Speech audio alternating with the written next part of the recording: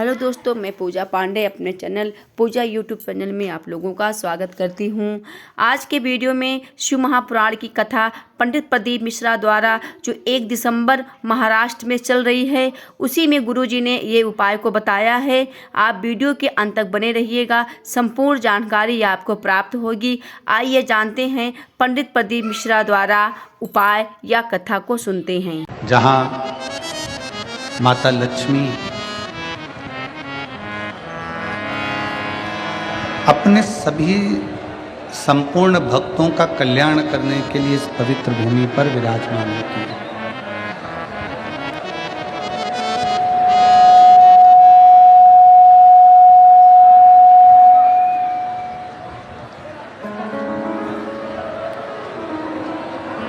आप देखिएगा,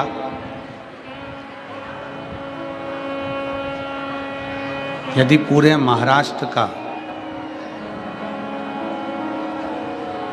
अगर विकास देखना है और पूरे महाराष्ट्र में लक्ष्मी की उन्नति देखना है प्रत्येक व्यापारियों के चेहरे पर, प्रत्येक व्यापारियों के चेहरे पर अगर उन्नति देखना है और प्रत्येक व्यापारियों के चेहरे पर यदि तरक्की देखना है तो महाराष्ट्र का विकास श्रीपुर सिरपुर से देखने को प्राप्त हो जाता है और यहाँ से बढ़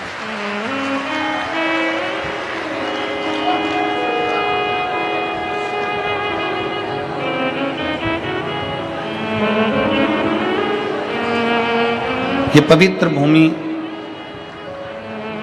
श्रीपुर शिवपुर, जहाँ महाराष्ट्र की पवित्र धरा पर बैठकर आप और हम भगवान शंकर की विरल कथा का लाभ ले रहे हैं। लाखों की संख्या में आप सब आए हैं। इस व्यासपीठ के माध्यम से केवल एक ही निवेदन है कि आप इतनी ज़्यादा संख्या में आए हैं तो निवेदन केवल इतना है कि अपना समय निकाल कर यदि आप यहाँ पहुँचे हो तो समय निकाल कर अगर यहाँ आए हो तो 2.5-3 घंटा अपना पूरा ध्यान शिव महापुराण में दे दो। अड़ोस पड़ोस में कौन बैठा है, क्या कर रहा है, क्या बोल रहा है, उससे मतलब ना रखते हुए शंकर की शरणागति पर ध्यान, शिव जी की शरणागति पर ध्यान दीजिए। जिस पुराण को आप सुनने के लिए बैठे हैं ये दुनिया की निगाह में केवल शिव पुराण है। आवाज क्लियर करो, क्लियर आवाज नहीं आ रही है। सब दूर आवाज क्लियर जाना चाहिए और यहाँ पर भी आवाज क्लियर है। गूंज रही आवाज हमको ही समझ में नहीं आ रही कि हम क्या बोल रहे हैं।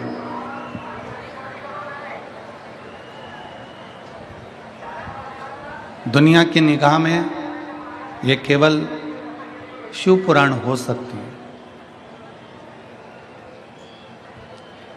दुनिया की निगाह में ये केवल शिव पुराण बोली जा सकती है, पर जिसने ध्यान लगाकर सुन लिया, जिसने दिल लगाकर सुन लिया, जिसने हृदय से श्रवण कर लिया, तो ये केवल शिव पुराण नहीं है, ये स्वयं मेरे गौरी शंकर का एक स्वरूप अपने दिल में बिठाना है, अपने हृदय में।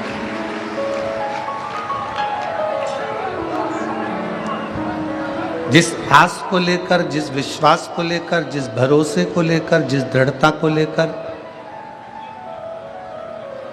जिस मन को लेकर, जिस चित्त को लेकर आप लोग यहां पहुंचे हैं और पूरा भरोसा,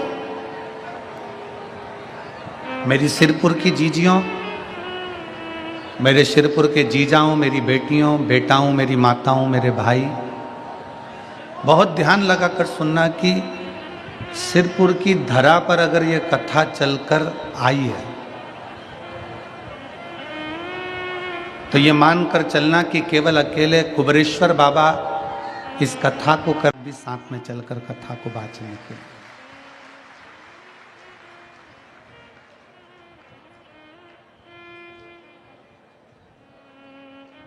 एक विश्वास, एक भरोसा, एक दृढ़ता,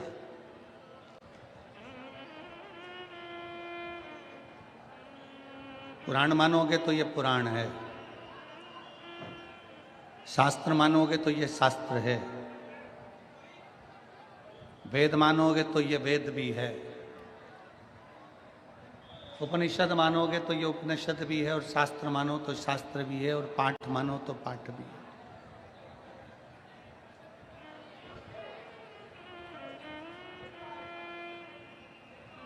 पर जिसकी चित्त वृत्ति में, जिसके हृदय में, जिसके दिल में, जिसके मन में जो आकांक्षा लेकर, जो इच्छा लेकर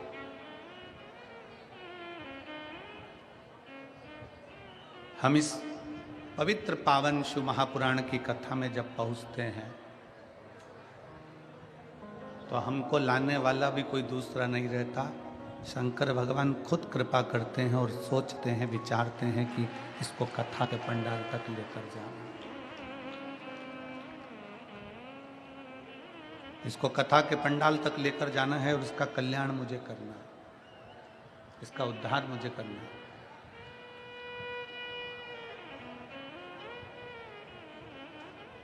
आज का जमाना बड़ा कॉपी करने का है, लोग एक दूसरे का पहनावा कॉपी कर लेते हैं। पड़ोसन ने अगर पीले कलर की साड़ी पहनी तो आपने पीली साड़ी पहनी, किसी की हेयर स्टाइल देखकर आपने अपनी हेयर स्टाइल को बदल लिया,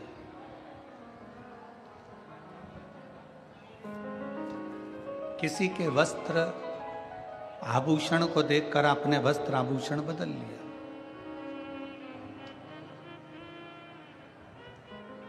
किसी के स्वरूप को देखकर आपने अपना स्वरूप बदल लिया, किसी के घर को देखकर घर बदल लिया, पर्दे बदल लिए, बेडशीट बदल ली। दुनिया बहुत कॉपी करती है। छोटे से बच्चे को बोलो कि तू कुत्ता की आवाज निकाल के बता, तो वो कुत्ता की आवाज निकाल। किसी व्यक्ति को बोलो कि तू गधे की आवाज निकाल कर बता, तो वो गधे की आवाज निकाल।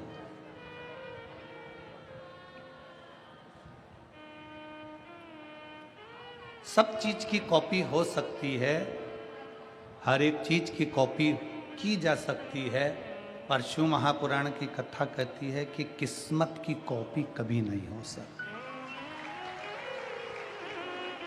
किस्मत की कॉपी नहीं।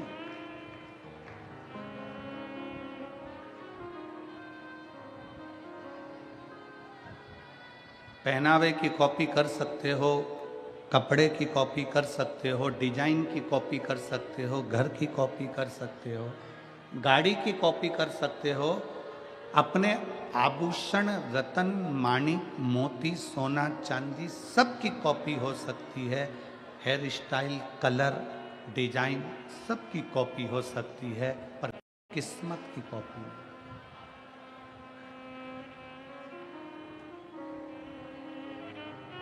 एक बार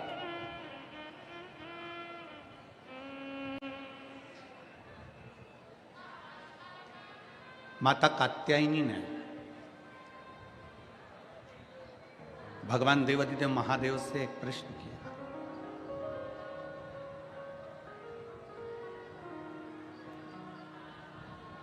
माता कात्यायनी ने शंकर भगवान से एक प्रश्न किया। माँ कात्यायनी भ्रमण करती करती करती करती घूमती घूमती जा रही थी और भ्रमण करते करते करते करते पहुंच गई कैलाश धाम पर। बाबा बैठे हुए थे।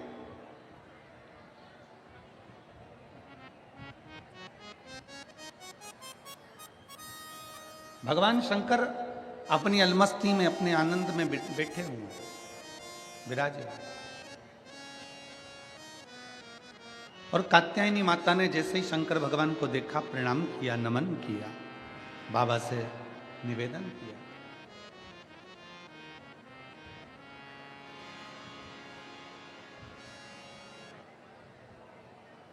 कि संपूर्ण ब्रह्मांड के मनुष्य जब जन्म लेते हैं, पृथ्वी पर जब मानव का जन्म होता है, पृथ्वी पर जब मनुष्य जन्म लेता है, पृथ्वी पर जब मनुष्य आता है, तो उसको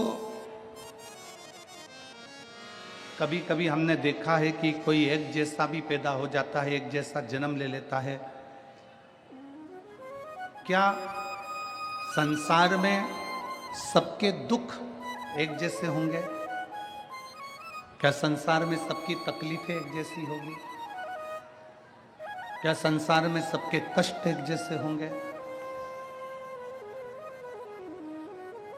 शंकर भगवान मुस्कुराकर माता कात्यायनी से कहते हैं, कात्यायनी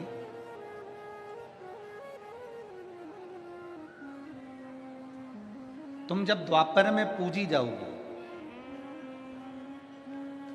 कात्यायनी तुम जब द्वापर में पूजी जाओगी, स्वयं ब्रज में निवास करने वाली गोपियां तुम्हारा पूजन करेंगी, तुम्हारी आराधना करेंगी, तुम्हारी विनती करेंगी, तुमको पूजेंगी।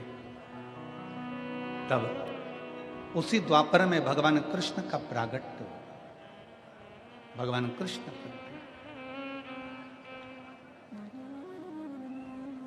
और जब भगवान कृष्ण का प्रागट्य होगा, भगवान कृष्ण जब प्रगटेंगे, आप दर्शन करोगी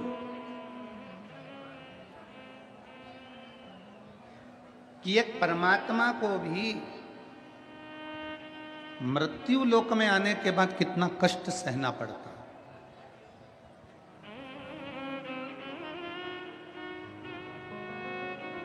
त्रेता में भगवान राम जी का प्रागट्य हुआ, जन्म हुआ, प्रगटे। पृथ्वी पर अगर भगवान राम भी अगर आए हैं, राजा के घर में उनका जन्म हुआ है, राजा के घर में वो पैदा हुए हैं, राजा के घर में वो आए हैं, राजा के घर में वो पहुंचे हैं, तो उनकी किस्मत भी अलग है, उनका भाग्य भी अलग है, और उनकी किस्मत का कर्म का भोग उनको भोगना है।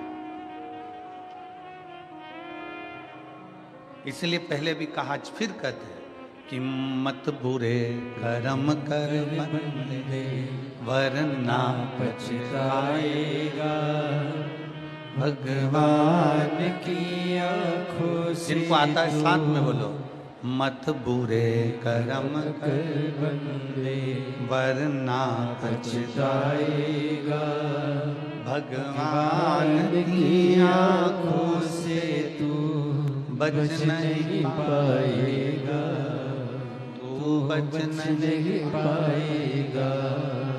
अरे ओ अज्ञानी मत करना,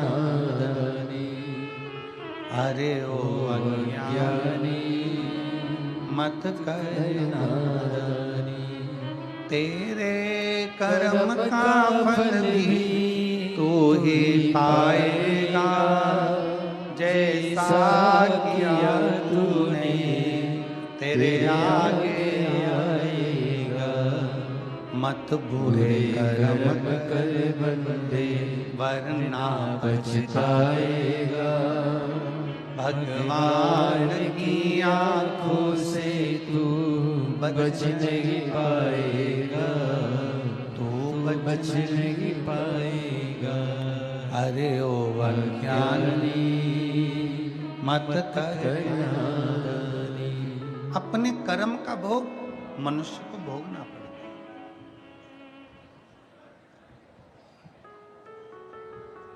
कोयला उठाकर फेंका, हाथ से कोयला भरकर फेंका, हाथ काला हुआ कि नहीं हुआ? जम के बोलो जरा, आवाज तो यहां तक आना चाहिए। हाथ काला हुआ कि नहीं हुआ? हुआ ना।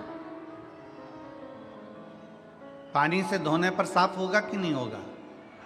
हो जाएगा। कोयले से हाथ काला हुआ, पानी से धोया साफ हो गया। धूप में दिन भर काम किया, सूरज की रोशनी से काले पड़ गए, पानी से साफ हो गए। डॉक्टर के पास गए, साहब थोड़ा सा चेहरा चमकाने की क्रीम दे दो।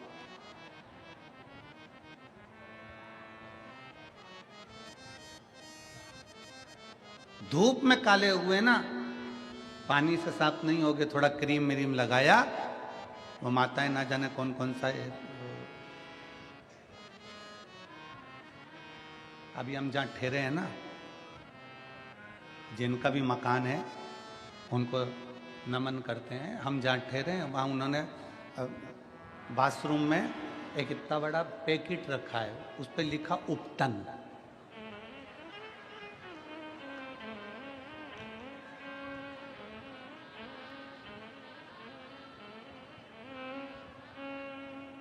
उस पर उपटन लिखा था और उस पैकेट पे लिखा हुआ था 15 मिनट में सुंदर बनी है।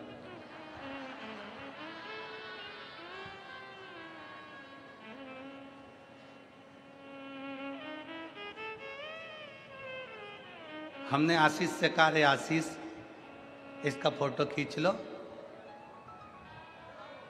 पूरा माल खरीद के अफ्रीका में बेच दो।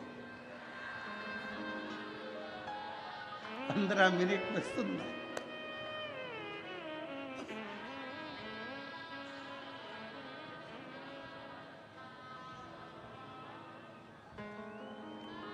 कोयले से हाथ काला हुआ तो पानी से धुल जाएगा, धूप में काले हुए तो क्रीम से साफ हो जाएगा, पर अगर कर्म से काले हो गए तो जिंदगी भर साफ नहीं हो पाएगा।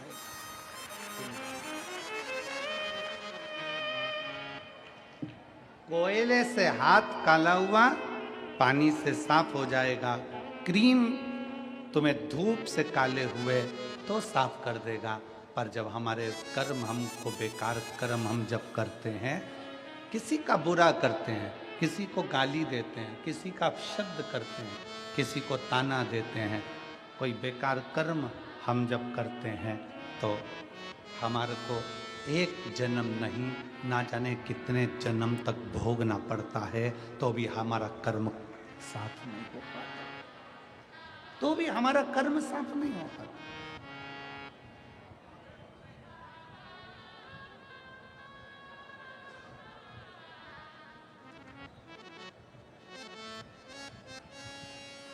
अभी कृष्णेश्वर में थे हम, एक बुजुर्ग माता ऊपर स्टेज पर राघव जी की कथा में मिलने के लिए आई और उसने कहा, कर्म का लिखा कहां मिटाया जा सकता है, कर्म का लेख कहां ले जाकर मिटाया जा सकता है। ऐसा कोई रबड़ है, पेंसिल से लिखा रबड़ से मिटा दिया, पेन से लिखा एक सफेद इंक आती है उससे मिटा दिया, स्केच पेन से लिखा भी मिट सकता है, कलम से लिखा मिट सकता है। भाग्य में विधाता ने कुछ लिख दिया, इसको किस चीज से मिटाया जा सकता है? हमने कहा शिव महापुराण से मिटाया जा सकता है। कर्म के लेख को शंकर भगवान की कथा मेट सकती है।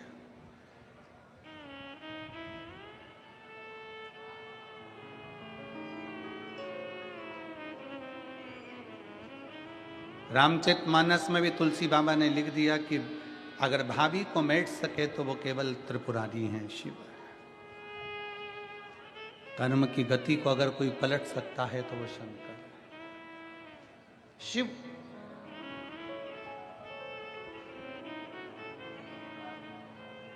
कर्म की गति को अगर कोई पलट सकता है, कर्म की गति को अगर कोई बदल सकता है तो केवल शंकर बदल सकते हैं। एक कथा बड़ी सुंदर आती है।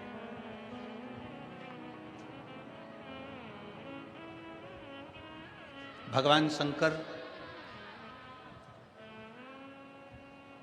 की तप साधना तोड़ने के लिए कामदेव को भेजा गया। शिव जी की तप साधना को तोड़ने के लिए कामदेव को भेजा और कामदेव से कहा कि शंकर जी की तप साधना तोड़ दो।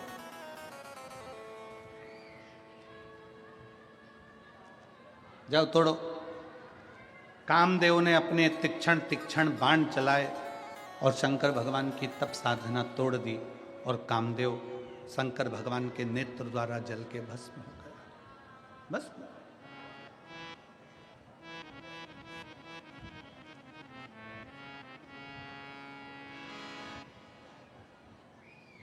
कात्यायनी माता कह रही हैं शंकर भगवान से कि कर्म की गति का लेख कैसे मिट सकता है, तो शंकर जी की यह कथा कर, शिव जी का यह चरित्र कर। मनुष्य की देह मिली है, मानव का शरीर मिला है, मानव की देह मिली है, हम जानते हैं। हम आपको बोल देंगे ना कि तुम किसी से झूठ मत बोलो, तो भी तुम कुछ भी कर लो। कली काल में, संसार सागर में, इस कलयुग में आपका और हमारा जन्म हुआ है। इस कली काल में आप और हम सब जन्मे हैं। हम आपको मना कर दें कि झूठ मत बोलना, ऐसा नहीं है कि आप नहीं बोलोगे। कहीं ना कहीं मोबाइल पर बातचीत में झूठ निकल जाता, हो जाता।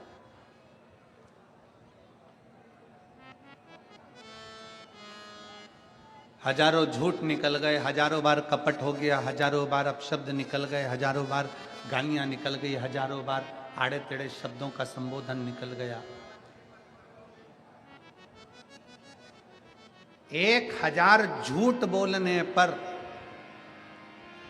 1000 कपट करने पर, 1000 बेईमानी करने पर, 1000 प्रपंच करने पर, 1000 बार किसी का दिल दुखाने पर भी जो पाप कर्म होता है, उस पाप कर्म का भी 1000 गुना व्यक्ति को पाप कब लगता है, जब वो अपनी भाषा में, बोलचाल की भाषा में जब कह देता है, मैं भगवान की कसम खा रहा हूं, मैं शंकर जी की कसम खा रहा हूं, मैंने ऐसा नहीं किया। शिव महापुराण की कथा कहती है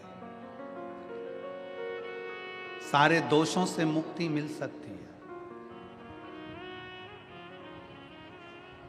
गाली दे दी, उससे भी मुक्ति मिल सकती है। अपशब्द बोल दिया, उससे भी मुक्ति मिल सकती है। असत्य बोल दिया, उससे भी मुक्ति मिल सकती है। पर जब व्यक्ति व्यवहारिक की बातों में, बातचीत की बातों में, व्यापार की बातों में, एक दूसरे को रिझाने की बातों में जब कह देता भगवान की कसम मैंने ऐसा नहीं किया, मैं शंकर जी की कसम खा के बोलता हूं मैंने ऐसा कर दिया, मैं शिव जी की कसम खा रहा हूं मैंने ऐसा कर दिया। जब व्यक्ति अपनी व्यवहारिक की बातों में अपना बल मजबूत करने के लिए, अपना बल मजबूत करने के लिए, अपनी प्रबलता दिखाने के लिए जब भगवान की कसम खाता है, शंकर जी की सौगंध खाता है, वो समझ लेना कि उसकी एक जिंदगी नहीं, अगर वो 78 बार भी पृथ्वी पर जन्म लेता है तो दुख भोगना ही पड़ता है, दुख भोगना ही पड़ेगा। जितने कसम खाने वाले होते हैं ना, जो ये कसम खाते हैं कि मैं भगवान की कसम खाऊं, मैं शंकर जी की सौगंध खाऊं कि मैंने ये कर दिया, मैंने वो, अपनी भाषा को सुधार लो, अपनी भाषा। सिरपुर की इस शिव महापुराण की कथा से, हाटकेश्वर महादेव की कथा से एक संकल्प लेकर जाना कि आज के बाद मैं अपनी भाषा में कभी भी भगवान की कसम नहीं खाऊंगा, शंकर की कसम नहीं खाऊंगा, शिव की कसम। हमारे कितने जन्म, एक बहू सास से कह देती है, मम्मी, सास ने पूछा तूने ऐसा कर दिया, मैं भगवान की कसम खा के बोलती हूँ मैंने ऐसा करा ही नहीं। तुमने एक कसम, जिस दिन तुमने शिव महापुराण की कथा को दिल से सुन लिया, जिस दिन भगवान शंकर की कथा को आपने चित्तवृत्ति से, हृदय से सुन लिया, उस दिन तुम्हें समझ में जाएगा कि कसम कभी नहीं खाना चाहिए, कसम कभी ना खाना। देवता की कसम, देवी की कसम, शिव की कसम, भगवान की कसम कभी नहीं खाना, कभी नहीं। सारे कर्मों का भोग भोगना सरल है, पर कसम जब हम खा लेते हैं, झूठी तिरछी कैसी भी कसम, चाहे तुम अच्छे हो, तुम सत्य बोल रहे हो, तुम सब कुछ कर रहे हो, परंतु हम भगवान की कसम ना खा।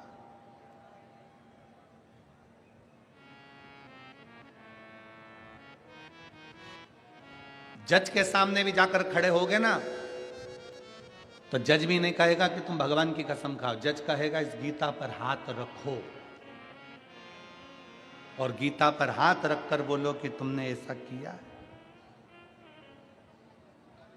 तुम गीता पर हाथ रखो, तुम शास्त्रों का स्पर्श करो, तुम शास्त्रों को छुओ। क्या तुमने ऐसा करा?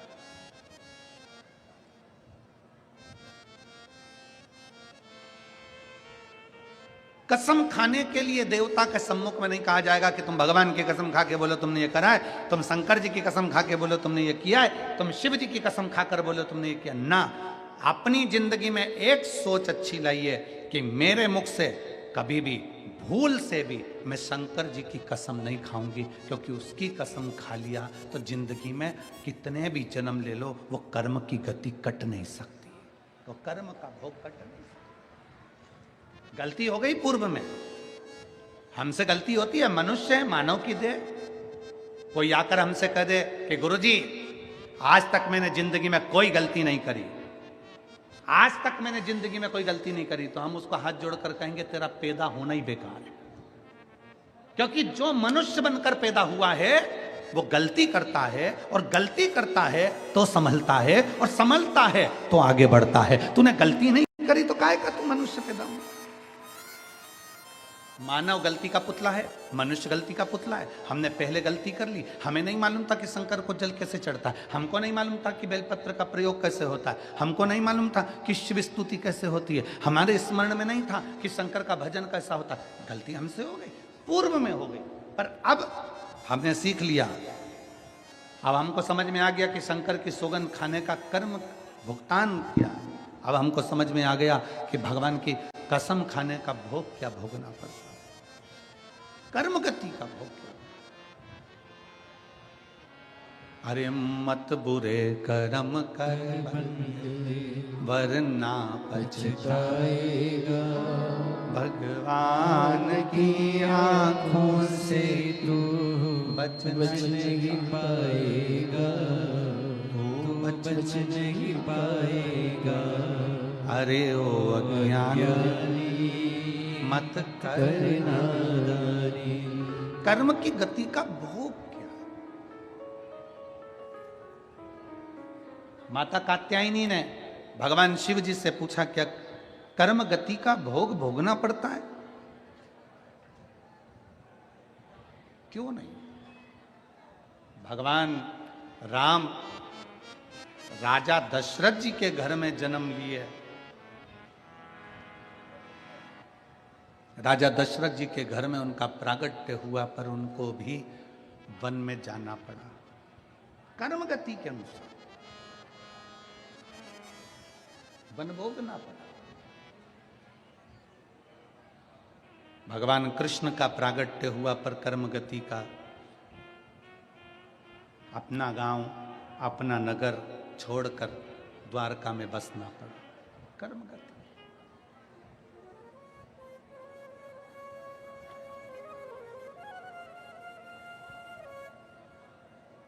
इस मनुष्य शरीर में ऐसा नहीं कि हमसे गलती ना होगी, गलती हो जाती है। पूर्व में आपने कसम खाई होगी, पूर्व में आपने कोई कसम ले भी ली होगी, पूर्व में आपने अपने भगवान की कसम, हाँ आपस में तुम कसम खा लो, हमें मना नहीं।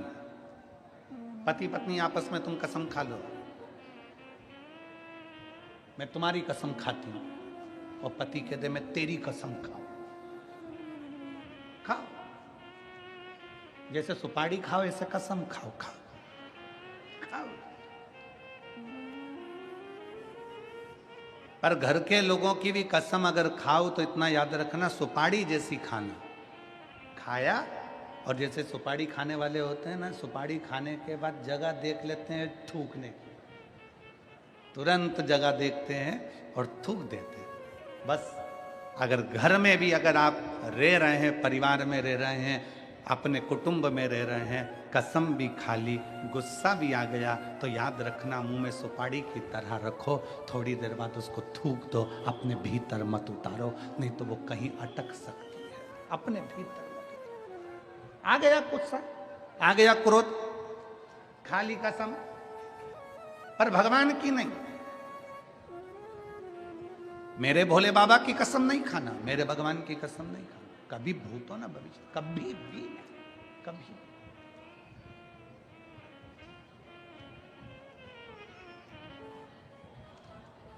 क्या कर्म गति का भोग भोगना पड़ेगा? क्यों नहीं भोगना पड़ेगा? इस कोयले के हाथ को पानी से धो लेंगे, धूप में काले हुए तो क्रीम से धो लेंगे, पर कर्म का लेख कौन मिटा सकता है? कौन सी जगह है जहां जाकर हम हमारे कर्म का लेख मिटाते?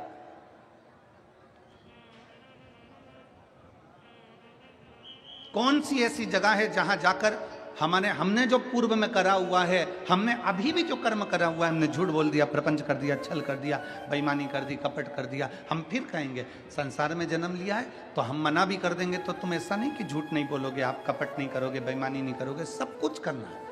संसार में जन्म लिया, कलिकाल में जन्म लिया है।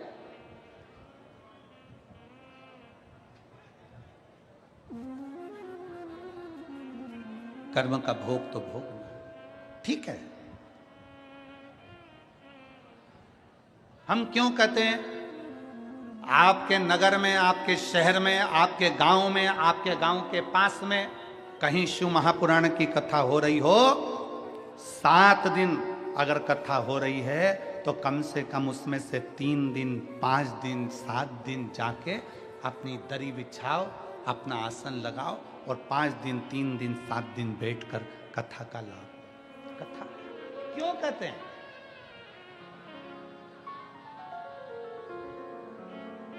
क्यों शिव महापुराण की कथा कहती है कि पंडाल में बैठने वालों को भगवान भोलेनाथ कुछ ना कुछ दे देता है? एक कैसे देगा, कहां देगा, कब देगा, किस रूप में देगा, वो जानेगा।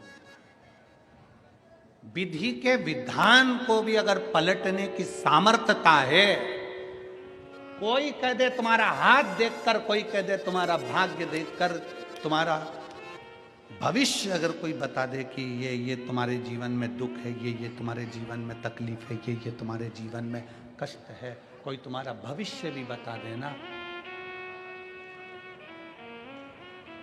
मेरे शंकर भगवान भविष्य नहीं बताते, याद रखना। मेरे शिव जी भविष्य नहीं बताते। हमको आपकी पत्रिका देखना, हमको आपका हाथ देखना, हमको आपका चेहरा देखना, हमको आपका पांव देखना, हमको आपका स्वरूप देखना नहीं आता। शंकर भगवान भविष्य नहीं बताते। अगर भविष्य बताते तो यशोदा जी के दरवाजे पर जब गोदी में भगवान कृष्ण आए थे तो यशोदा जी से कह देते कि तेरे लाला पर पूतना आएगी, तृणावत आएगा, अघासुर आएगा, बकासुर आएगा, कंस तेरे लाला को पछाड़ेगा, तेरे लाला को मारने के लिए कंस आएगा। अगर मेरे भोले बाबा अगर भविष्य बताते तो भगवान कृष्ण जब गोदी में यशोदा जी के दरवाजे पर आए थे तो कृष्ण का पूरा भविष्य बता देते। मेरे शंकर भगवान अगर भविष्य बताते तो अयोध्या में राम जी का दर्शन करने गए थे और राम लला जब उनकी गोदी में थे तो राम का भविष्य बता देते कि तुम्हारा बेटा बन जाएगा, उसके साथ ये होगा, सीता का हरण होगा। मेरे भोले बाबा भविष्य नहीं बताते, बस मेरे भोले बाबा एक काम करते हैं, वो भविष्य बताते नहीं हैं पर भविष्य को पलट कर रख देते हैं। मेरे भोले बाबा भविष्य नहीं बताते पर भविष्य को पलट कर रख देते हैं। तुम्हारी किस्मत में दुख लिखा है, तुम्हारी किस्मत में दुख तकलीफ लिखी है, कष्ट लिखा है, तुम शंकर की आराधना में लग जाओ, तुम शिव की स्तुति में लग जाओ, बाबा संभाल ले। सारी समस्या का हल एक लोटा जल। आप बैठे हो कथा में, अजब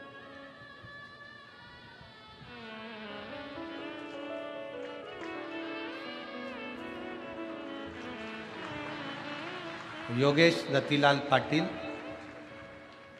जब संतान का सुख नहीं हुआ, पहली पत्नी चली गई, दूसरा विवाह हुआ, 5 साल तक औलाद नहीं हुई, तब बाबा पर जल चढ़ाकर कथा पंडाल में बैठकर सुनी और आंकड़े की जड़ का प्रयोग 4 बार किया। बाबा की कृपा से संतान की प्राप्ति।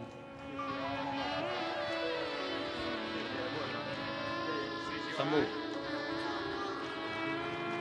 बोलो, श्री शिवाय नमस्तुभ्यम, नमस्तुभ्यम।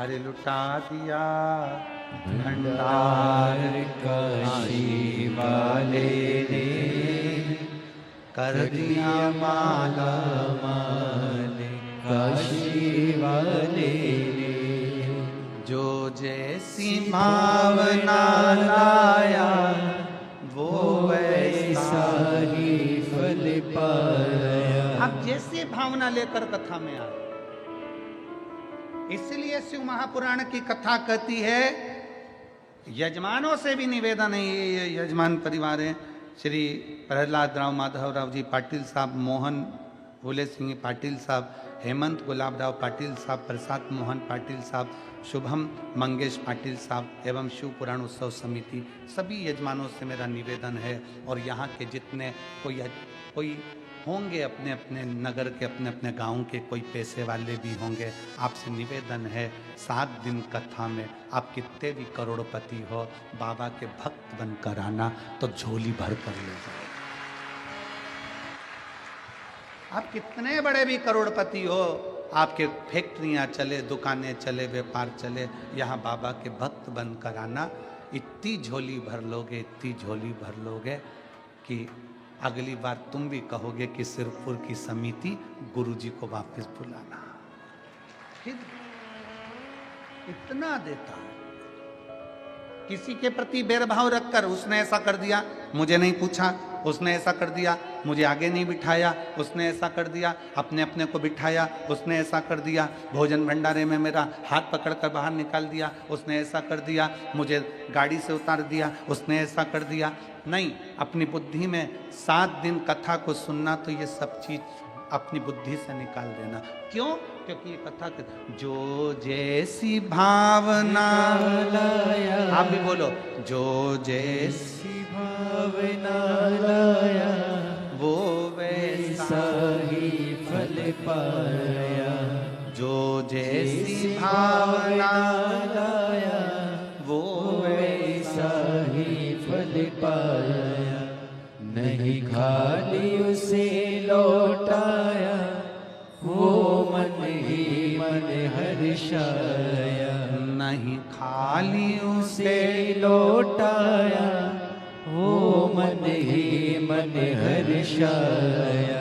और कर दिया माला माल काशी वाले ने लुटा दिया भंडार काशी वाले ने। जिस भावना से आओगे, जैसे आओगे, जो सोच कर आओगे, कथा के पंडाल में जब बाहर आओ ना, आते से ही आप कितने भी वीआईपी हो ना, सब बाहर निकाल दो, मुझे तो बाबा से मतलब है, हम बाबा के और बाबा हमारे। आजा बेटा, हम बाबा के और बाबा हम। प्रार्थना करो, अच्छी भावना लेकर पहुंचो, अच्छा देगा।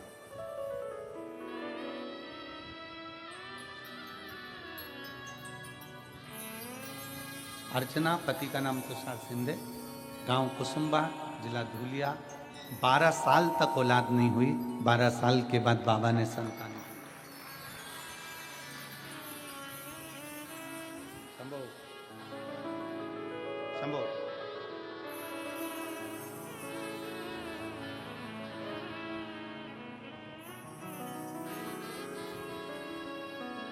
बधाई हो।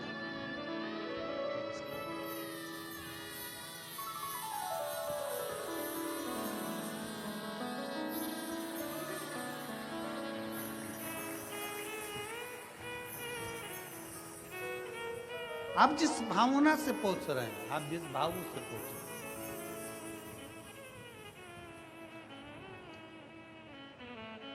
हमने कथा के प्रथम में कहा था कि दुनिया के लोगों को लगता है कि ये शिव पुराण है, कथा है, पर हमें तो लगता है कि ये सीहोर कुबेरेश्वर बाबा कुबेर भंडारी दुनिया का भंडार भरने के लिए आता है और भंडार भरकर चला जाता है। भंडार अपने भरोसे को जिस दिन आपने दृढ़ कर लिया, शिव क्यों ना,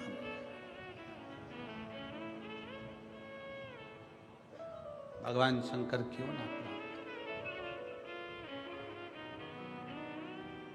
बस विश्वास को दृढ़ी बनाना, भरोसे को दृढ़ी बनाना।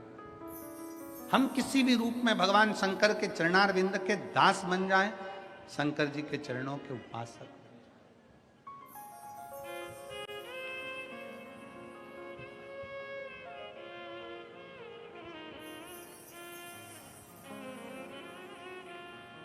मेरे भोले बाबा आपका भविष्य कभी नहीं बताएंगे, कभी भी नहीं।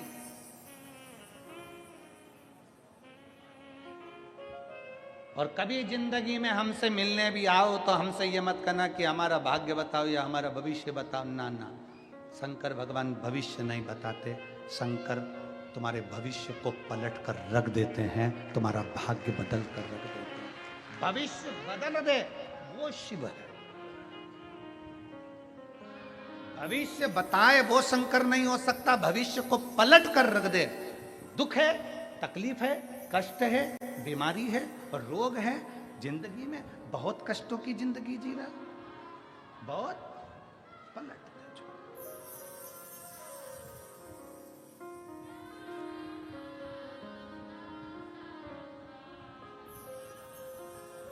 और किसी की सामर्थ्यता नहीं, किसी की।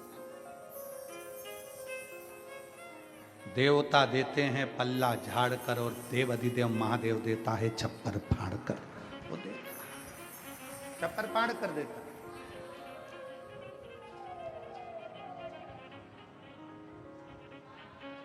जब सिरपुर समिति, सिरपुर की ये शिव महापुराण उत्सव समिति जब सीहोर में कथा लेने के लिए आई और सिरपुर की ये कथा लेने के लिए जब समिति पहुंची तो हमने इनसे, आप समिति वालों से पूछना, हम पहले तो मिले नहीं, बाद में जब हमारा मिलना हुआ तो हमने इनको बिठाकर समझाकर एक ही बात कही। दूसरी कथा होती है तो उसमें श्रोता आते हैं और सिरपुर के जितने लोग कथा लेने आए थे उनसे पूछना, हमने कहा दूसरी कथा होती है तो श्रोता कथा सुनने के लिए आते हैं, शिव महापुराण की कथा होती है तो श्रोता नहीं आते, शंकर स्वयं कथा सुनने के लिए आते हैं। शिव स्वयं, एक एक बच्चे बच्चे में शंकर है, एक एक कण कण में कंकर में शंकर है। आप सब जितने श्रोता भाई बहन बैठे हैं इन सब के अंदर शिव समाया हुआ शंकर। समिति ने पूछा गुरुजी क्या करना पड़ेगा?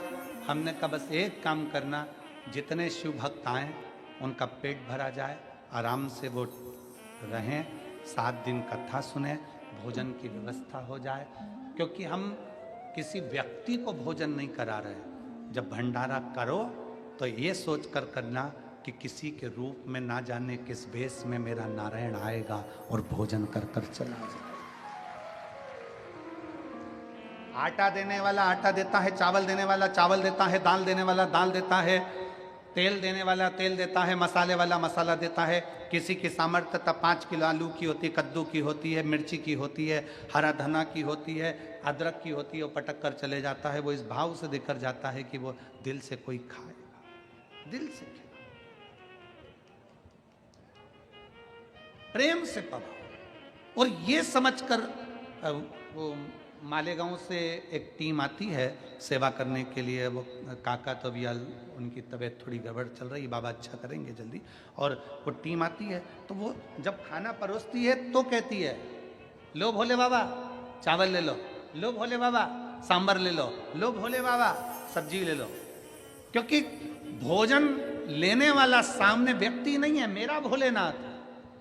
और यहां पर भी मैं सिरपुर के जितने सेवादार लगे हुए हैं, जितने सिरपुर में, चाहे आप पार्किंग में लगे हो, चाहे आप पंडाल में लगे हो, चाहे आप भोजनशाला में लगे हो, चाहे आप पानी पिलाने में लगे हो, चाहे आप चौकीदारी में लगे हो, चाहे आप सेवा में लगे हो, आपसे निवेदन है किसी से भी बोलना, लो भोले बाबा लो पानी पी लो, लो भोलेनाथ जल पी लो, लो भोलेनाथ भोजन कर लो भोलेनाथ बिस्कुट ले लो भोलेनाथ ये टॉफी ले लो। अपने धन का सदुपयोग वही है जो इतना लाखों शिव भक्त सिरपुर के इतिहास में पहली बार इतने शिव भक्त आए हैं, इनकी सेवा कर लो। शंकर किस रूप में आया?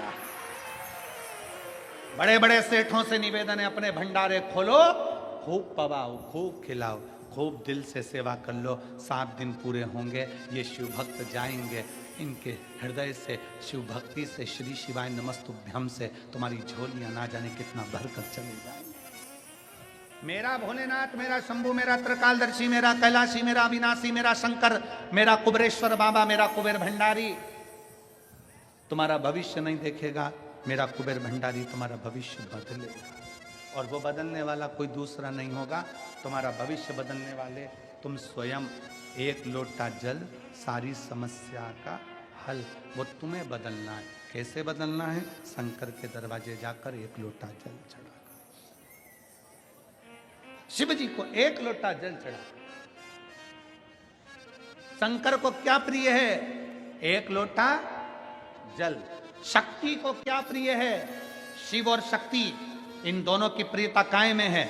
शक्ति की प्रियता काय में है? देवी को क्या प्रिय है? देवी को अग्नि प्रिय है, शंकर को जल प्रिय है। शक्ति को क्या प्रिय है? देवी को क्या प्रिय है? अग्नि। देवी जी के लिए क्या लगाते हैं लोग? अखंड ज्योत। देवी को अग्नि प्रिय है। शक्ति को अग्नि प्रिय है। हवन करते हैं, यज्ञ करते हैं, कंडा जलाकर, गोबरी जलाकर धूप देते हैं। शक्ति को अग्नि प्रिय है, शिव को जल प्रिय है। इसलिए भारत की भूमि का यह लेख पूरे संसार में प्रसिद्ध है कि जब आप हवन कर रहे हो, यज्ञ कर रहे हो, यज्ञ करते समय, हवन करते समय बड़ा यज्ञ कर रहे हो, और उस यज्ञ करते समय अगर जल वृष्टि होती है तो हमारे यहाँ कहते हैं शिव और शक्ति का मिलन हो गया, मतलब तेरा कार्य सफल हो गया। भारत की भूमि का लेख है ये, हमारे शास्त्र और हमारे वेदों का प्रमाण है ये। यज्ञ करते समय बड़े बड़े यज्ञ होते हैं, अनुष्ठान होते हैं, हवन होता है बड़ा बड़ा। तुम्हारे गांव में भी यज्ञ होता होगा, हवन होता होगा। जब यज्ञ होता है, बड़े बड़े यज्ञ जब आप करते हैं और उस यज्ञ में कहीं थोड़ी बहुत जल वृष्टि हो जाए, थोड़ा बहुत पानी गिर जाए, तो बड़े खुश होना कि शिव जल का एक रूप है, शक्ति अग्नि का एक रूप है, दोनों का मिलन हो गया, मतलब हमारा कार्य सफल हो गया, हमारा करा गया अनुष्ठान सफल हो गया। शिव और शक्ति का मिलन है।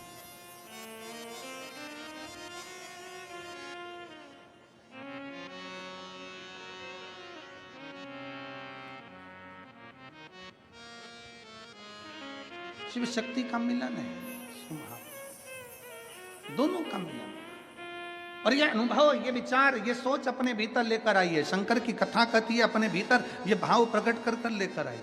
अपने भीतर ये भाव है कि जब हम जल चढ़ाने के लिए भगवान शंकर के मंदिर में जाते हैं, जब हम जल चढ़ाने के लिए शिव के द्वार पर जाते हैं, जब हम जल चढ़ाने के लिए शंकर भगवान की चौखट पर पहुंचते हैं, जब हम जल चढ़ाने के लिए शिव तत्व की ओर जाते हैं, जब हम जल चढ़ाने के लिए शंकर के दरवाजे पर जाते हैं, जब हम जल चढ़ाने के लिए शिव की चौखट पर पहुंचते हैं, तो शंकर अकेले नहीं होते, शिव और शक्ति दोनों हमारे साथ होते हैं।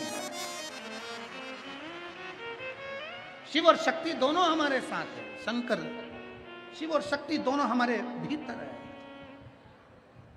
शिव अकेले नहीं, शंकर अकेले, शक्ति का से। और भगवान देवादिदेव महादेव, शिवो गर्दानी, त्रिकालदर्शी, कैलाशी, अविनाशी, शिव की कथा कर रही है, भगवान शंकर का चरित्र कर रहा, शिव तत्व कर रहा।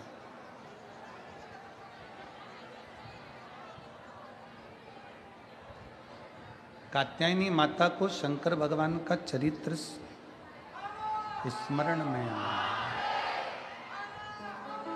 और कहा जब कामदेव जलकर भस्म हुआ,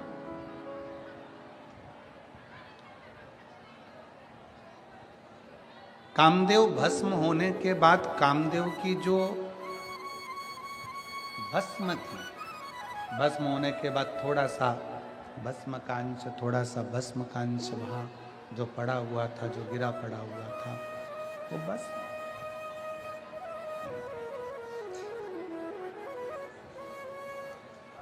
भगवान श्री गणेश जी महाराज वहां से निकल कर जा रहे थे।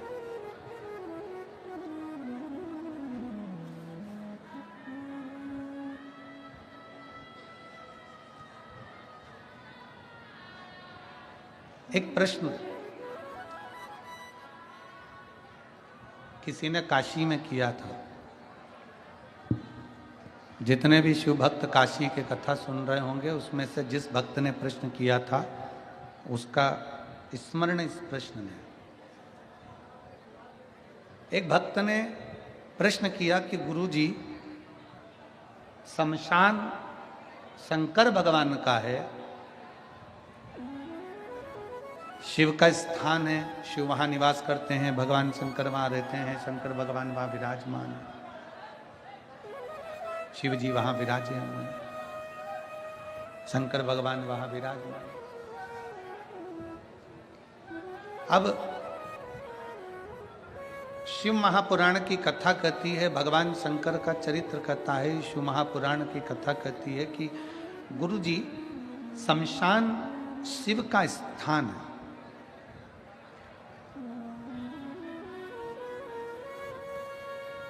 वहां जब किसी मुर्दे का अंतिम संस्कार होता है, जब किसी को अंतिम संस्कार किया जाता है,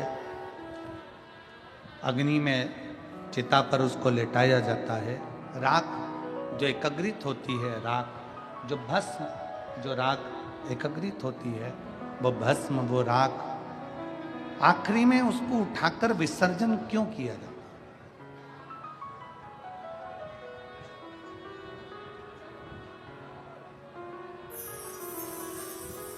इधर का तो नहीं मालूम हमको, पर हमारे उधर का मालूम है कि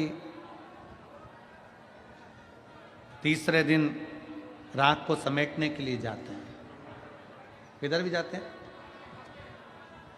राख समेटने के लिए, खारी समेटने के लिए, अस्थियां संचय के लिए जाते हैं।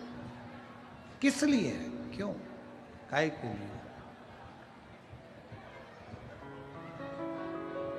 कोई भी सनातन धर्म के अगर अंदर कोई भी चीज हो रही है, जैसे अस्थि संचय हो रही है, या राख एकत्रित कर कर विसर्जन कर रहे हैं, या कोई भी चीज हो रही है, सनातन धर्म में ये शास्त्र से विमुख नहीं है, शास्त्र के अंतर्गत।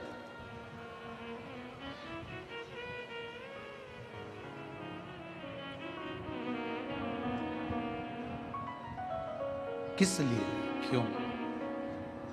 ये राख का संचय किस लिए करना चाहिए? राख का संचय किस लिए किया जाए? एक कथा आती है कामदेव के भस्म होने की। कामदेव के भस्म होने की कथा थी। कामदेव भस्म हो गए, शंकर भगवान के तीसरे नेत्र द्वारा, तृतीय नेत्र द्वारा कामदेव जलकर भस्म हो जाते।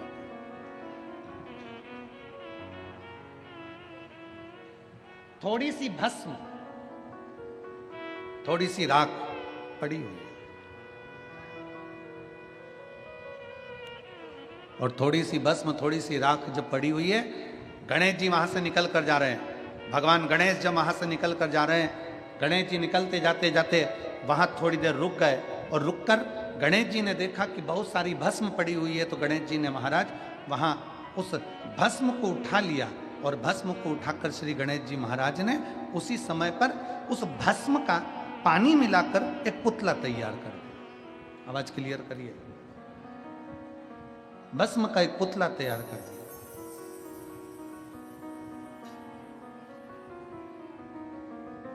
पुतला जैसे ही भगवान श्री गणेश जी महाराज ने भस्म का पुतला बनाया, और पुतला बनाया, थोड़ी ही देर हुई थी और उस भस्म के पुतले में प्राण आ गया।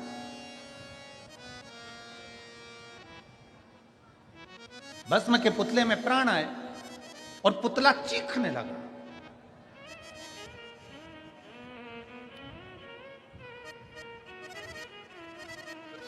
कामदेव जलकर भस्म हो गए। कामदेव का अगले जन्म का माता रति को वर भी दे दिया गया, सब कुछ। माता रति को वर भी दे दिया गया, सब कुछ हो गया। पर जो थोड़ी सी भस्म पड़ी हुई थी, जो थोड़ी सी भस्म थी, उसका पुतला बन गया, और पुतला बनाकर उसमें प्राण भी आ गया। वो चिल्लाने लगा।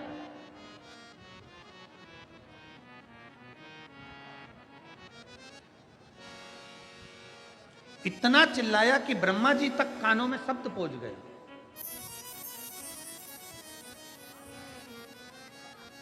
और ब्रह्मा जी के कानों में जब शब्द गया तो ब्रह्मा जी समझ गए कि ये चिल्लाने वाला कोई साधारण नहीं है। ये चिल्लाने वाला साधारण नहीं है। ब्रह्मा जी ने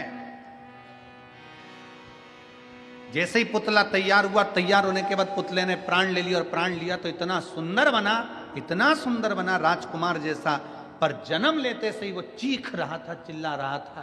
तो ब्रह्मा जी ने उसका नाम भंडासुर रख दिया। कामदेव की भस्म का पुतला गणेश जी ने बनाया, राख लगे उस पुतले का जन्म हुआ, एक बालक ने जन्म लिया एक राजकुमार के रूप में, और उसका नाम भंडासुर रख दिया। भंड भंड भंड भंड ब्रह्मा जी चिल्लाए तो उसका नाम भंडासुर।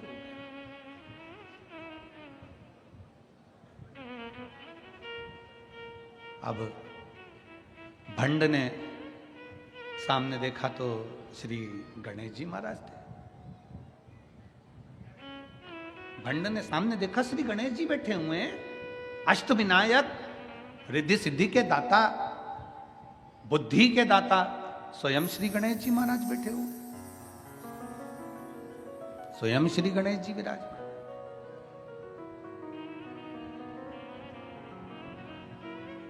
भंड ने हाथ जोड़कर, असुर प्रवृत्ति का है, इसलिए हमारा सनातन धर्म कहता है कि जब किसी का अंतिम संस्कार हो तो अंतिम संस्कार होने के बाद उसकी राख का विसर्जन होना जरूरी है, उसकी अस्थि का विसर्जन होना जरूरी है।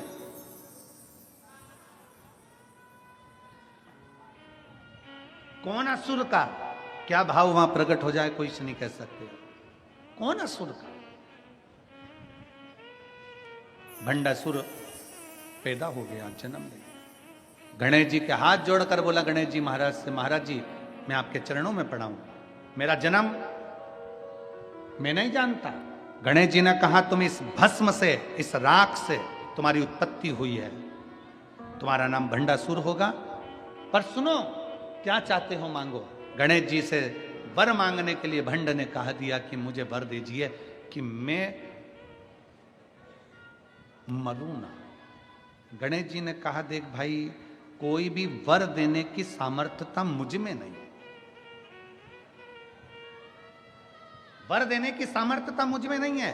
शिव महापुराण की कथा कहती है, घर में अगर कोई बुजुर्ग है तुम्हारे, घर में अगर कोई पिता है तुम्हारे, घर में तुम्हारी माता है, घर में तुम्हारे ताऊ हैं, घर में तुम्हारी ताई है, घर में तुम्हारे चाचा हैं, घर में तुम्हारी चाची हैं, घर में तुम्हारे काका हैं, काकी है, कोई घर में बुजुर्ग है, कोई घर में तुम्हारा सास ससुर बैठा है, घर में कोई बुजुर्ग बड़ा बैठा है, तो शिव महापुराण की कथा कहती है पूजन में, सत्कार में, आदर में सबसे पहले घर के बड़ों को आगे रखना चाहिए।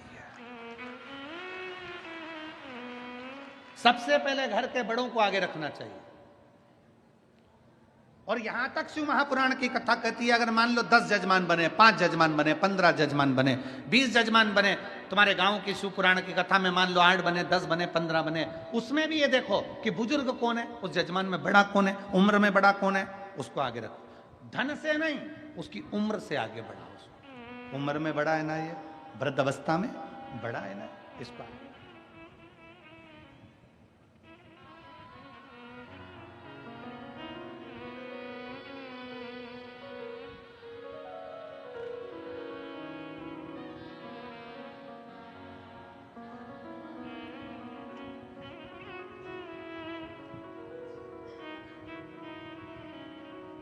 घर के बड़ों को अग्रण्य रखिए,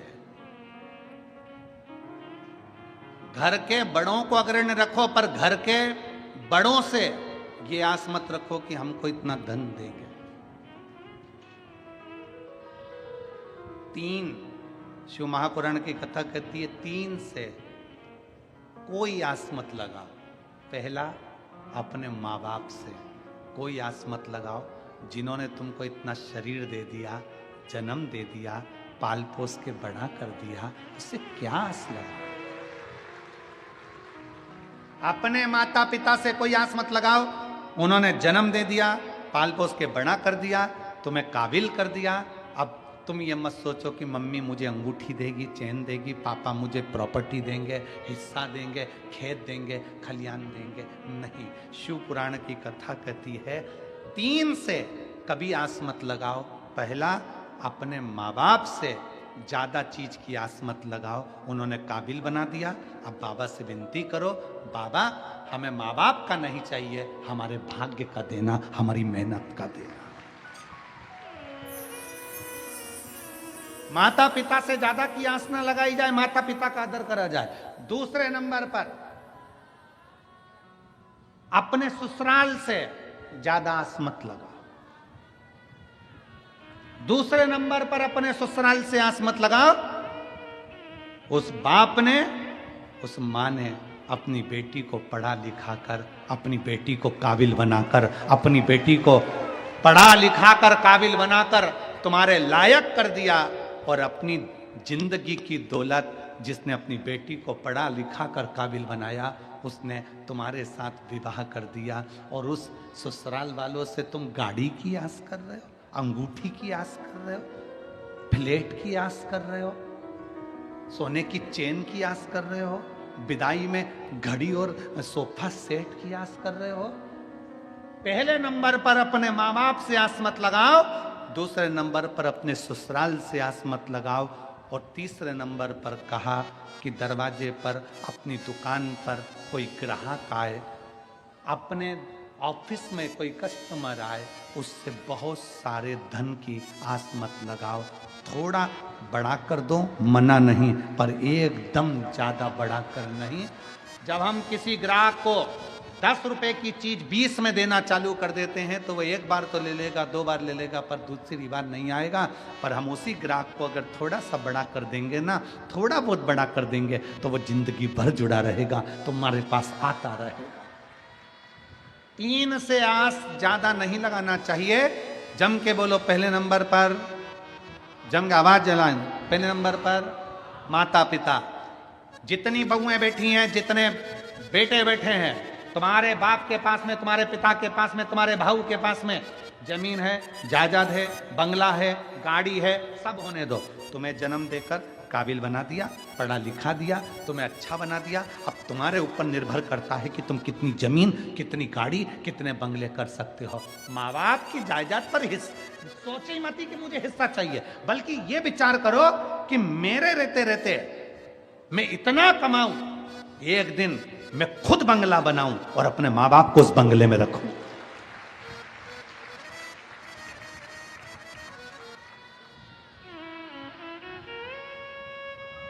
पर हम उल्टे हैं। प्रत्येक बहू की आस रहती है, मेरी सास तो वो छोटी देवरानी को सब दिए जा रही, सब दिए जा रही,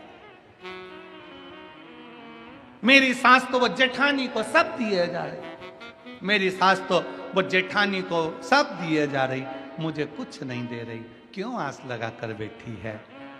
बाबा ने तेरे को अच्छा पति दिया है ना, उस सास ने अच्छा बेटा दिया है ना तुझको, खूब आशीर्वाद दिया है ना तुझको, बहुत। अब ये विचार कर, मुझे सास का धन नहीं, मुझे ससुर की दौलत नहीं, ये विचार कर भोलेनाथ जी को जल चढ़ाते समय कहे कि मेरे पति का हाथ पकड़ना भोलेनाथ, और मुझे सास ससुर की दौलत नहीं, मेरे पति के बल की दौलत होना चाहिए, मेरे बेटों के बल की दौलत होना चाहिए। और वो दौलत हो कि एक दिन में मकान बनाकर, बंगला बनाकर, फार्म हाउस बनाकर, जमीन जायदाद कर कर, एक दिन में दुकान बनाकर अपने घर के बुजुर्ग पिता को और माता को उनके मरने से पहले उनको भी दिखाऊं कि पापा, बाबूजी, देखो मैंने ये बंगला बनाया है, देखो ये घर बनाया है। माँ बाप तुमसे धन नहीं लेंगे, पर माँ बाप इतने खुश हो जाएंगे कि मेरे जीते जी मेरा बेटा अपना काम करने लगा, आगे बढ़ने लगा, उन्नति की ओर चलने लगा। अब बहुओं की सोच बनी हुई है कि हमारी सास हमें अंगूठी देगी, हमारी सास हमें चेन देगी, हमारी सास हमको साड़ी दिलाएगी, हमारी सास सिला कर देगी। बहुओं को चाहिए सास साड़ी दिलाए, ये आस मत रखो बहुओं को चाहिए कि हे माँ जगजननी जगदम्बा दुर्गा भवानी, ऐसी कृपा करना, मेरा ऐसा अखंड सौभाग्य रखना कि मैं अपनी सास को भी साड़ी अखंड सौभाग्य के साथ दिलाती रहूं। मैं किसी से लूं वो आस नहीं, मैं किसी को दूं। शिव महापुराण की कथा में क्या होता है? शिव महापुराण की कथा में होता क्या है? शिव महापुराण की कथा में यही होता है, एक पंडाल में लोग बैठकर बिस्कुट टॉफी कोई देकर जाता है, कोई कुछ पानी की बोतल लाकर देकर जाता है, कोई बेसन रोटी लाकर देकर जाता है, कोई भोजन लाकर देकर जाता है, खा लेते हैं। अगली कथा 2-3 कथा के बाद 3 महीने निकलते हैं, बाबा ऐसी कृपा कर देता है कि तुम्हें इस लायक बना देता है कि तुम दूसरे को खिलाना प्रारंभ कर देते हो। शिव महापुराण की कथा देना सिखाती है तो लेना भी सिखाती है। शिव महापुराण की कथा तुमको देने की सामर्थ्यता से देती है कि ले ये दे देना, ले ये कर लेना, ले ऐसा करना, सामर्थ्यता है तुम्हारी।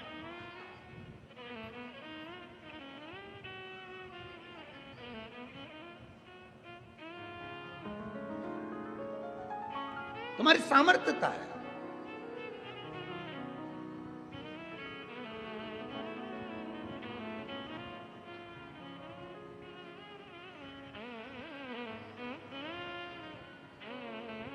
कल एक कृष्णेश्वर में एक भाई कह रहा था, गुरुजी तुमने छत्तीसगढ़ में बहुत कथा करी और फिर छत्तीसगढ़ में कथा कर करके फिर तुमने राजस्थान बहुत कथा करी, फिर तुमने मध्य प्रदेश बहुत कथा करी, फिर तुमने हरियाणा बहुत कथा करी, फिर तुमने महाराष्ट्र बहुत कथा करी और अब उत्तर प्रदेश जाने लगे। अब ये जितनी जगह करी उतनी जगह असर भी दिखा है कथा का।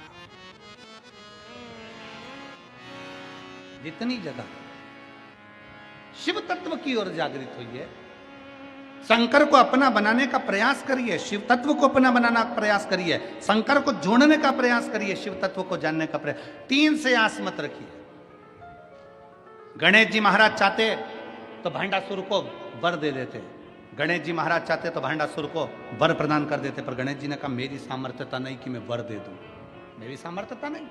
संतोषी माता का व्रत करोगे, सोमवार तुम आप मंगलवार का व्रत करोगे, तुम रविवार का व्रत करोगे, तुम तीज का व्रत करोगे, चतुर्थी का व्रत करोगे, छठ का व्रत करोगे, पंचमी का व्रत करोगे, कोई भी व्रत कर लो, व्रत तुम कर लो, पर तुम्हें देने की सामर्थ्यता केवल शंकर में है। कोई का भी व्रत करो, पर व्रत का फल तो शिव ही देते हैं, कोई दूसरा नहीं दे सकता, शंकर ही देंगे।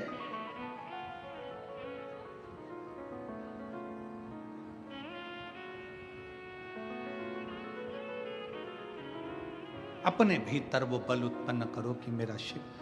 गणेश जी महाराज की कथा कर रही है, भगवान गणेश जी ने भांडासुर से कह दिया मैं नहीं दे सकता तुझको, मेरे पास देने की सामर्थ्यता नहीं है। क्या गणेश जी नहीं दे सकते? वो तो रिद्धि सिद्धि के दाता है, वो बुद्धि के दाता है, वो विद्वानों में भी विद्वान, सिद्धियों के दाता है। गणेश जी महाराज सब कुछ दे सकते थे, पर गणेश जी ने नहीं दिया, शिव के आश्रित छोड़ दिया। वो कुबेर भंडारी है। सीहोर कुबेरेश्वर धाम का रुद्राक्ष केवल रुद्राक्ष नहीं होता। अगर आप, कई लोगों ने नियम बना रखा है, हर प्रदोष हर महीने कई लोग कुबेरेश्वर धाम जाते हैं, कई। अब तो महाराष्ट्र से भी, औरंगाबाद से भी एक बस रोज प्रतिदिन चलती है कुबेरेश्वर धाम तक की, प्रतिदिन चलती है। शाम को चलती है, सुबह सुबह कुबेरेश्वर बाबा के धाम पर छोड़ देती है। कितना अजब है।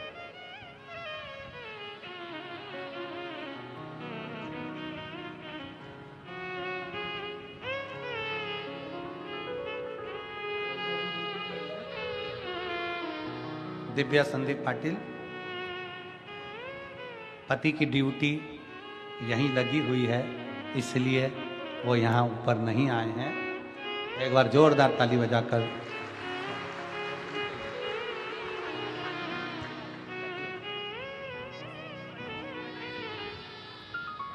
शिव कृपा। किडनी में गठान का फंस जाना और डॉक्टरों का कहना एक सहजता नहीं, सर क्या है सीहोर के रुद्राक्ष में?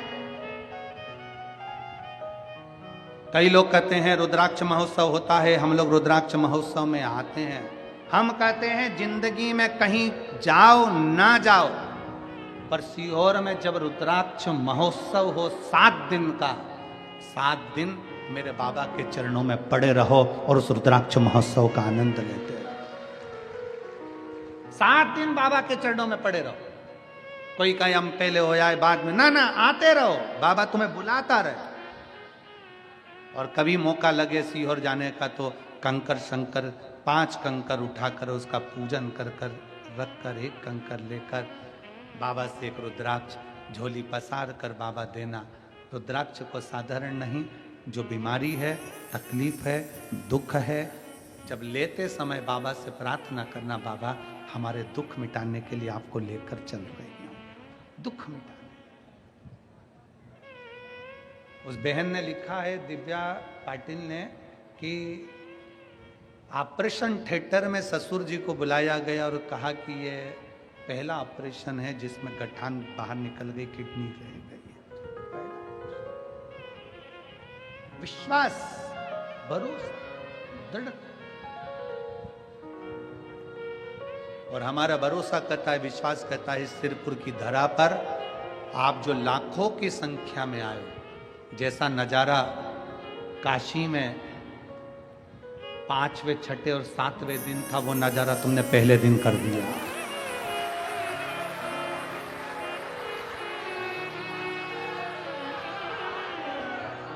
जो नजारा काशी में 6ठे, 7वें दिन था, वो नजारा इस सिरपुर महाराष्ट्र की भूमि पर पहले दिन देखने को मिल रहा है। पहले दिन।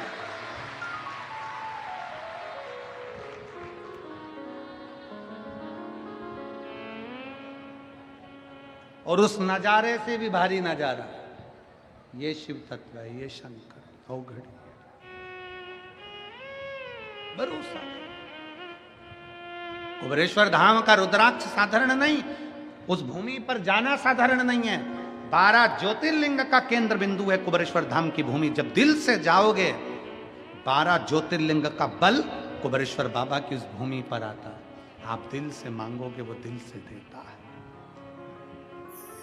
जाओ, 1-2 दिन वहां रुको, बाबा के धाम पर दरी बिछाओ, सो, कंकर शंकर की पूजन करो, थोड़ा सेवा झाड़ू, भोजनशाला में भोजन परोसना, बनवाना, सब करो, सेवा में करो सेवा। शिव के आश्रित होकर शंकर। गणेश जी क्या देने की सामर्थ्यता नहीं रखते? गणेश जी दे सकते थे, पर अपने पिता को गणेश जी ने कहा मैं नहीं दे सकता कुछ भी। अपने घर के बुजुर्गों को आगे करिए, अपने घर के बड़ों को आगे करिए, अपने घर के आदरणीयों को आगे करिए, सत्कार करिए उनका।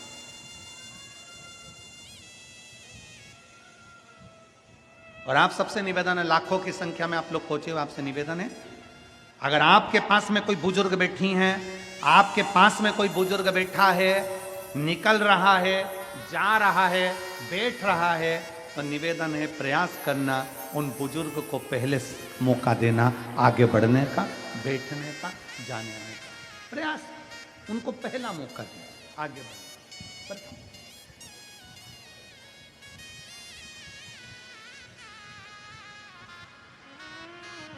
महाराष्ट्र पुलिस,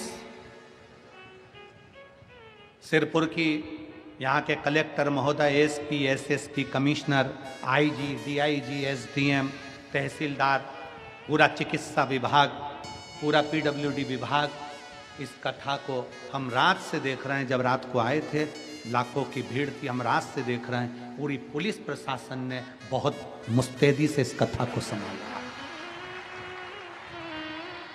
पूरी महाराष्ट्र शासन को, यहाँ की पूरी प्रशासन को धन्यवाद। बहुत बहुत मुस्तैदी से संभाला। दिल से हर हर महा।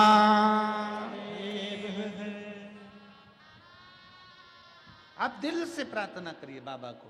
गणेश जी ने कह दिया मेरी सामर्थ्यता नहीं मैं कुछ दे सकूं, हां पर अगर भंड अगर तुम शिव की आराधना करते हो भंड, तो ये पक्का है कि मेरा शंकर कभी खाली नहीं रख सकता। करो शिव की आराधना, करो शंकर का गुणगान, करो शिव की स्तुति। भंड ने पूछा, भंडसुर पूछे मैं शंकर की आराधना कैसे करूं, मैं शिव को प्राप्त कैसे करूं, मैं शंकर का गुणगान कैसे करूं, मैं शिव को कैसे भजूं, मैं शंकर की आराधना कैसे करूं। तो भगवान श्री गणेश जी महाराज ने कहा एक काम कर, शंकर भगवान को रिझाने के लिए एक बेलपत्र और एक दुर्वा।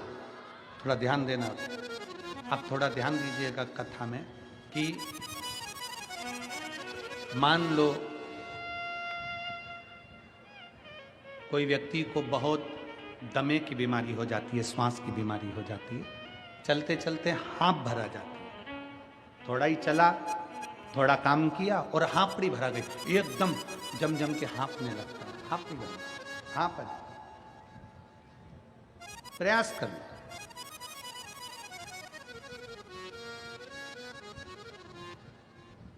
चौदह से 15 सोमवार या 16 सोमवार का आप स्मरण कर लें। वैसे तो 11 सोमवार तक का वर्णन हम लोग पढ़े हैं, पर 16 सोमवार तक का आप स्मरण करें। किसी भी 16 सोमवार मतलब व्रत नहीं करना। एक बेलपत्री,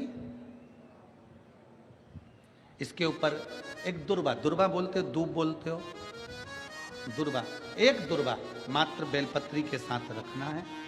और शंकर भगवान के शिवालय में, शंकर भगवान के शिवलिंग के पास में, जो समझेंगे जरा,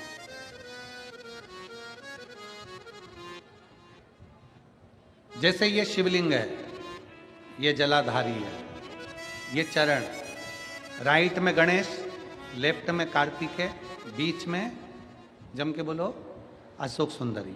शंकर जी के ऊपर से जो पानी गिरता है, शंकर जी की 5 बेटी जया, विषहरा, शामरीबारी, दौतली, देव।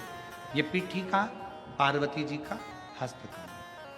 एक दुर्वा, एक बेलपत्र, जो जहां से जल बह रहा है उस जल बहने वाली जगह पर जो राइट भाग है, सीधा पानी जहां से बह रहा है, यहाँ का राइट भाग जहां है, वो बेलपत्री और दुर्वा वहां समर्पित कर रखते हैं। 16 सोमवार, प्रत्येक सोमवार को एक बेलपत्री और एक दुर्वा रखना है। बेलपत्री वहीं छोड़कर आना है, दुर्वा को वापस लेकर आना है। 16 दुर्वा जब पूरी इकट्ठी हो जाए, 17वें जो सोमवार पड़े उस सोमवार के दिन उस दुर्वा को पीस कर तैयार कर लो, उसकी छोटी छोटी गोलियां बना लो। 5 दिन तक एक गोली रोज कुंदकेश्वर महादेव का नाम लेकर उस दुर्वा की खा लो। जिंदगी में कभी दम नहीं भराएगी, सांस का तकलीफ नहीं आएगा, दम भराएगी नहीं।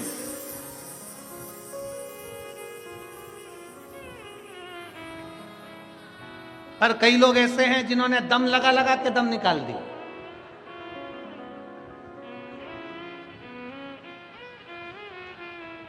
उनसे भी निवेदन है, तुम भी कर लो एक बार, बाबा का भजन है। तो जो माताएं कहती है मेरे से चलते चलते हाँ भर जाती है, अब मेरे से चला नहीं जाता, ज्यादा में चल नहीं सकती, आगे नहीं बढ़ सकती। 16 सोमवार का एक नियम, कुंदकेश्वर बाबा का नाम स्मरण कर कुंदकेश्वर। और फिर एक स्मरण रहे, बहुत बहुत ध्यान देना, फिर एक स्मरण रहे। अगर मान लो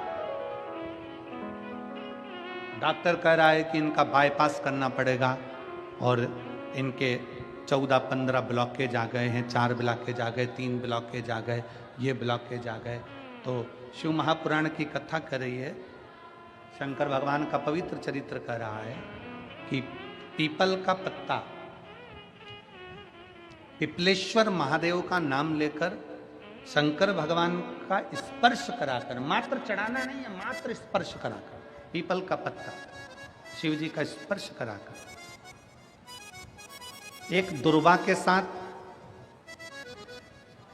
एक दुर्वा के साथ अगर वो पीपल का पत्ता शिव जी का स्पर्श कराकर हाटकेश्वर महादेव के नाम से हफ्ते में एक बार चबा चबा कर खाकर पानी पी लिया जाए तो ना तो बाईपास की जरूरत पड़ती है और ना छल्ला डलवाने की जरूरत पड़ती है। हार्ट काम करना प्रारंभ करता है।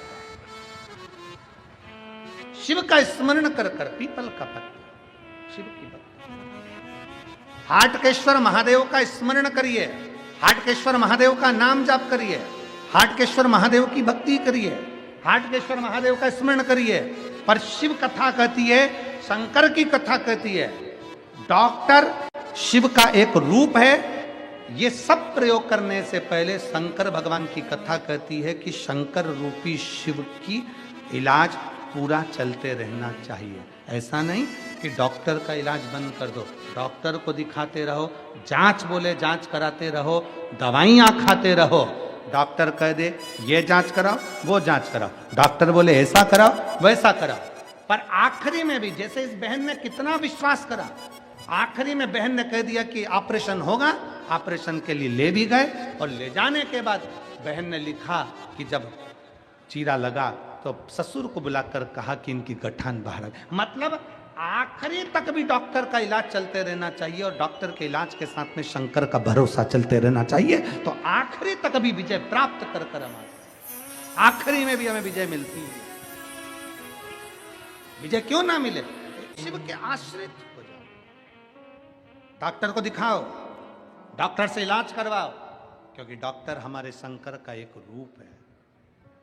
चिकित्सा पर विश्वास करिए, भरोसा करिए, पर शिव के ऊपर एक विश्वास करते हुए दवाई भी लो, जांचें भी कराओ, पर शंकर के ऊपर भरोसा कर कर आगे बढ़ते चले जाओ। जिंदगी में एक दिन सफलता मिलेगी, जरूर सफलता मिलेगी। गणेश जी ने कह दिया मैं नहीं दूंगा, देगा तो मेरा महादेव देगा, शंकर देगा। भंडसुर की कथा बहुत विशाल है, इस कथा का स्मरण अपन कल की कथा में भी करेंगे। देवराज नाम के ब्राह्मण ने शिव तत्व की प्राप्ति कर कर शिव धाम पाया, शिव धाम प्राप्त किया। बिंदुग के प्राण छूटने पर चंचुला देवी ने शिव तत्व की प्राप्ति कर ली और स्वयं अपने पति के लिए शिव महापुराण की कथा श्रवण कर, स्वयं अपने पति प्रेत योनि से मुक्त हुआ। चंचुला देवी ने शंकर भगवान ईश्वर जी गोरा जी बनकर कथा का रसतत्व ग्रहण करे। वो शिव जिनके लिए स्वयं गणेश जी महाराज कहते हैं कि मैं नहीं दे सकता, पर मेरा भोलेनाथ मेरा शंकर दे सकता, मेरा शिव प्रदान कर। और कोई लेट बनता है, कोई जल्दी बनता है, शिव को जल चढ़ाने वाला एक दिन सेठ जरूर बनता है। शिव शिव है। ईश्वर जी